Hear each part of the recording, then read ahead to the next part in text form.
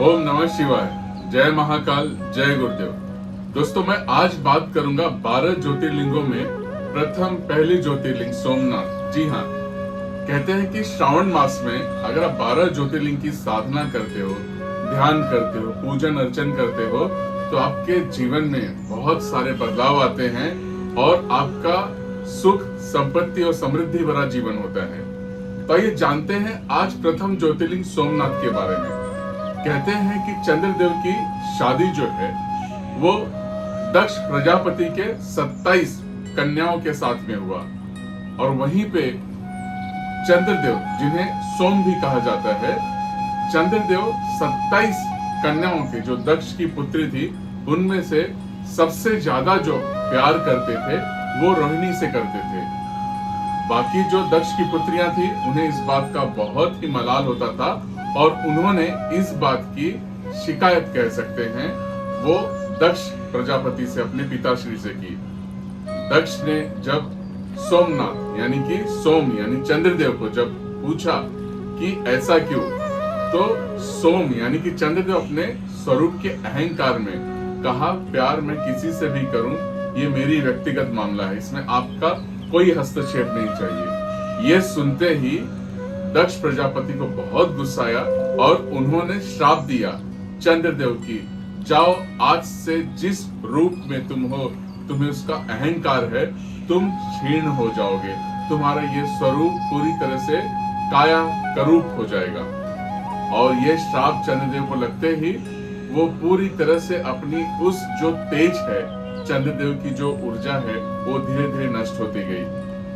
सारे देवता, सारे लोग बहुत चिंतित हुए कि सृष्टि में अब क्या होगा, सृष्टि बैलेंस कैसे होगी। तब सब देवता ब्रह्मा जी के पास जाते हैं और ब्रह्मा जी जब ध्यान करते हैं तो ध्यान से कहते हैं, करने के बाद, कि अगर चंद्रदेव भगवान शिव की पूजा अर्चन करके अगर उनको प्रसन्न करते हैं तो यही उनका सही मार्ग दिखा सकते हैं। और तब दोस्तों चंद्रदेव सोमनाथ जाते हैं। सोमनाथ यानी कि जहाँ पे ये ज्योतिर्लिंग है, सौराष्ट्र जो गुजरात के तटीय क्षेत्र है, उस अरब सागर के यहाँ पे, जहाँ की प्रभास कहा जाता है, प्रभास सौराष्ट्र का वो तटीय क्षेत्र, वहां पे शिवलिंग पूजन अर्चन करते हैं, शिवलिंग बनाते हैं और उस शिवलिंग में पूरे कई सालों तक जब महादेव का ध्यान करते हैं, पूजन अर्चन करते हैं, तब शिवजी की तपस्या से प्रसन्न होते हुए उन्हें वरदान देते हैं और कहते हैं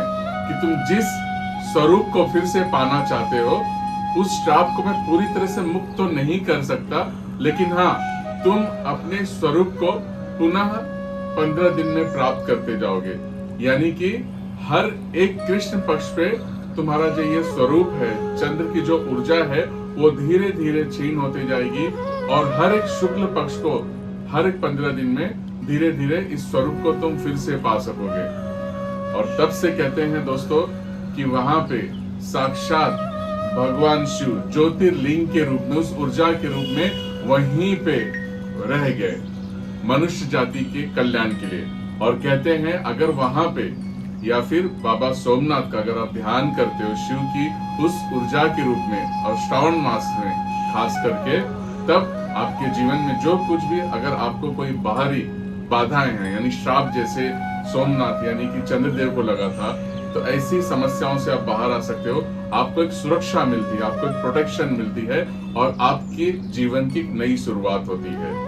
तो दोस्तों आइए इस श्रावण मास में हम 12 ज्योतिर्लिंग साधना में से सबसे पहले सोमनाथ ज्योतिर्लिंग की साधना हम करेंगे और आप मुझसे जुड़ सकते हो ऑनलाइन जूम पे 16 अगस्त से 19 अगस्त शाम को 7 से 8:30 बजे तक। दोस्तों यहाँ पे हम 12 ज्योतिर्लिंग साधना में भगवान सोमनाथ मानसिक पूजा करते हुए मंत्रों के द्वारा, प्राणायाम के द्वारा, मुद्राओं के द्वारा आवाहन करेंगे और हमारे जीवन में जो कुछ भी तकलीफें हैं उस तकलीफों से मुक्त होंगे। तो 16 से 19 अगस्त ऑनलाइन जूम पे आइए मिलते हैं। सारी जानकारी नीचे दी गई है।